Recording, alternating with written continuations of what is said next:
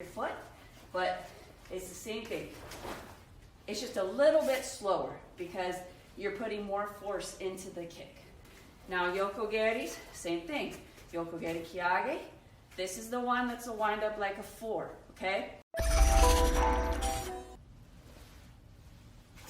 Hello everybody, Sensei Sarah here again. We're going to work on some more lessons toward building kick combinations. So today we're going to talk about kick recoil. So I've graded a lot of your tests, and I'm sure a lot of you have heard me say make sure that you recoil your kicks or bring your kicks back to the point of origin. And that's important for a couple of reasons.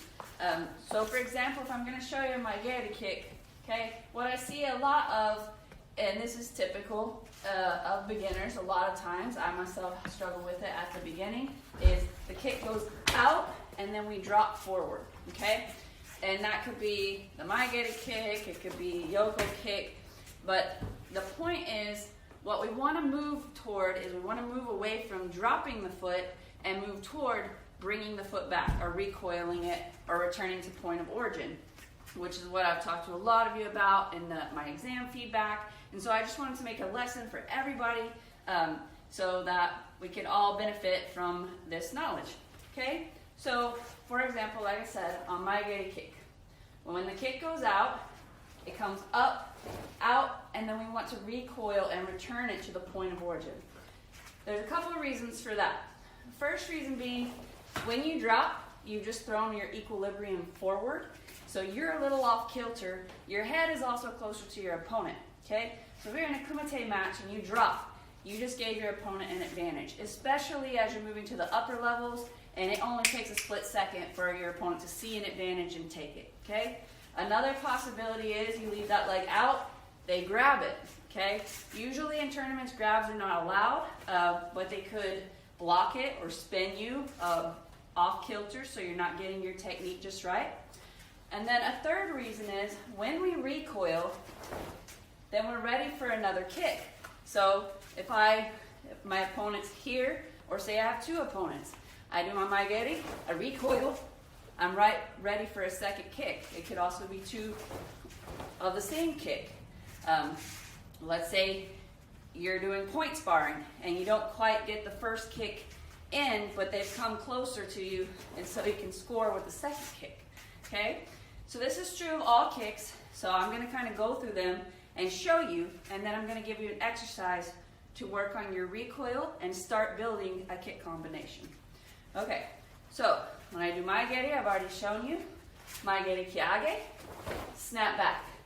Now the key to this is keeping your leg relaxed, okay? You're using a whip-like action, and the momentum of your leg going forward is also going to pull it back, okay? It's kind of like, I have kids, so if you've seen Cars, the part where he says turn left to go right, it's kind of like that. It sounds counterintuitive, but if you'll just relax into your kick, it will naturally want to come back, okay? Maegeri kikome. So this is the one I see a lot of dropping on because you kind of lose a little momentum with the push action with your foot, but it's the same thing. It's just a little bit slower because you're putting more force into the kick. Now yokogeris, same thing. Yokogeri kiage.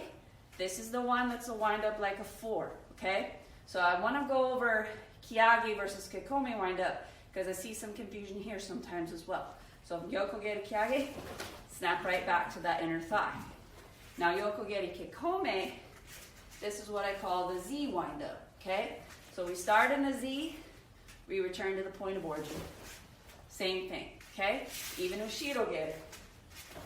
Snap it back, because again, you could give your opponent that advantage of grabbing that leg. Ushiro is a nice, powerful kick.